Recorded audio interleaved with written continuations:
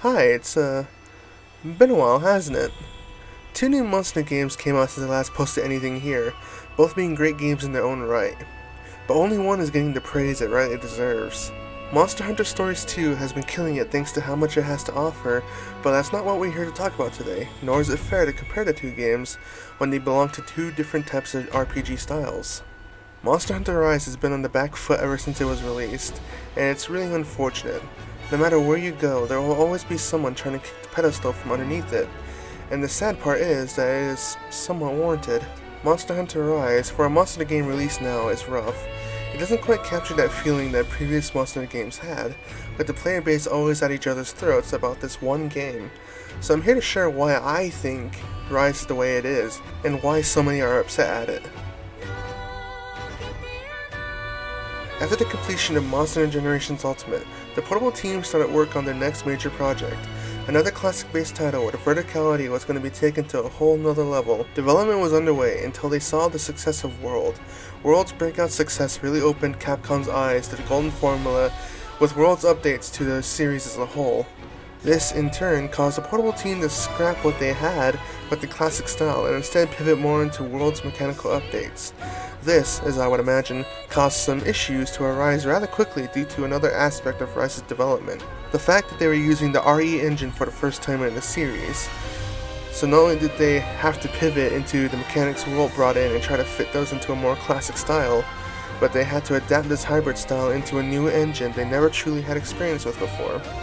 Pretty rough already. The last couple years have been tough for the entire world, but the possibility of dying or having permanent damage to your lungs scarring most into halting whatever was going on in order just to be safe. And this is what Capcom had to do, much like anyone else in the world.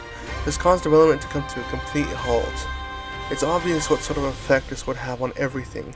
Even Monster Hunter World Iceborne's Elytron update was halted, going from a May update all the way to July. A massive 2-month delay. If that happened for an update to an already finished game, this could have caused even more problems with Rise. It's even worse when you consider the possibility that there was supposed to be even more added to Iceborne, but was never truly realized thanks to the discovery of Pure Dracolite, likely hinting that Arch-Tempered Safajiva was probably going to be a thing, which probably would have expanded more on the plotline with Elytron and Safajiva, which went nowhere as of making this video. It really puts into perspective how much the pandemic affected everything, including development. It also doesn't help that the dev team intended for Rise to be the ultimate pick-up-and-go experience Monster Hunter has to offer. Can't really utilize that selling point when most of the world is in lockdown, right? When Rise's announcement trailer was released, it was already a month since the Fatalis update dropped, and it had some huge shoes to fill. This stigma of comparing Rise to a completed Worldborn would follow it even to today, much to Rise's detriment. November 2020, a month that would be quite infamous for Capcom due to the huge ransomware attack that took place.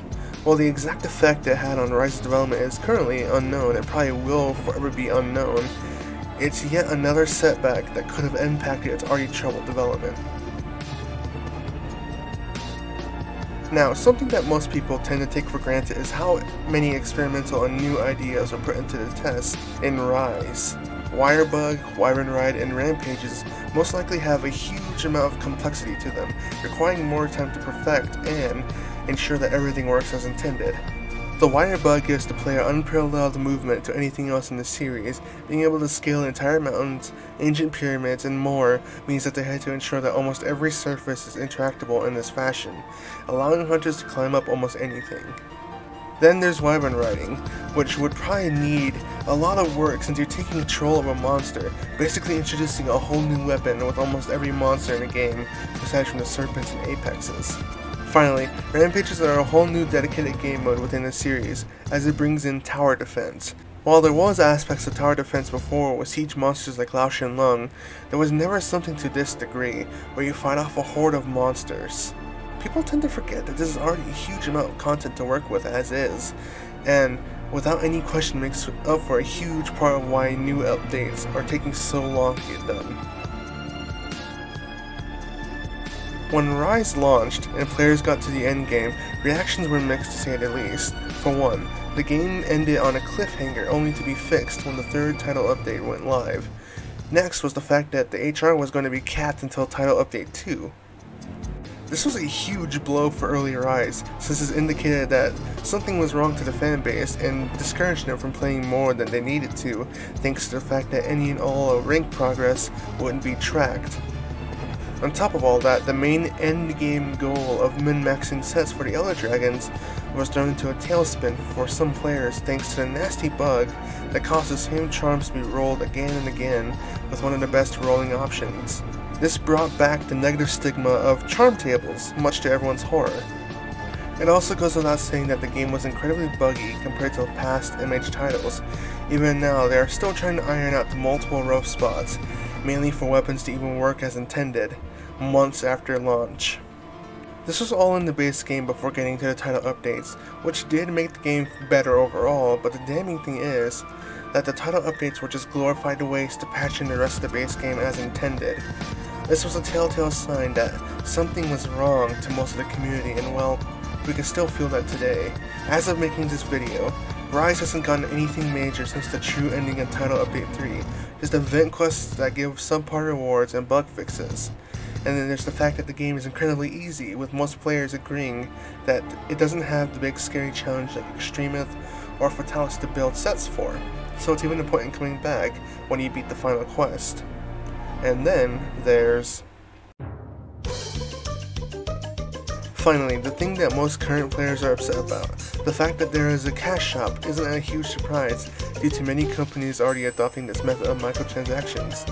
But while it is not as egregious as most games out there, the Rise cash shop is spoiling the good faith some fans had in Capcom due to one major factor.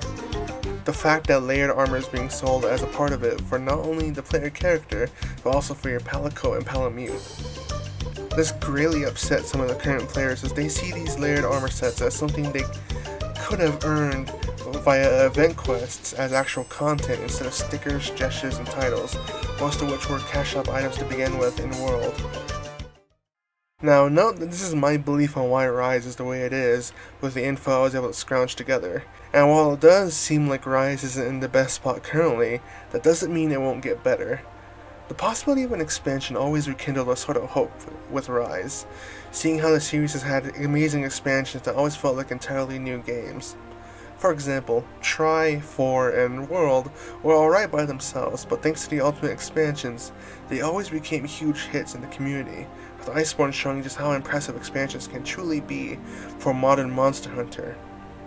Now we just have to be patient and wait for that day to come, because we still have to understand that the world we are currently living in is still unstable, especially with the new Delta variant pushing us back to square one. Just understand that even though they work for a multi-million-dollar business, the Monster Hunter development team is also human and also wants to survive like the rest of us. So please, let's wait and continue playing Stories 2, or dare I say, something else, until the eventual expansion comes.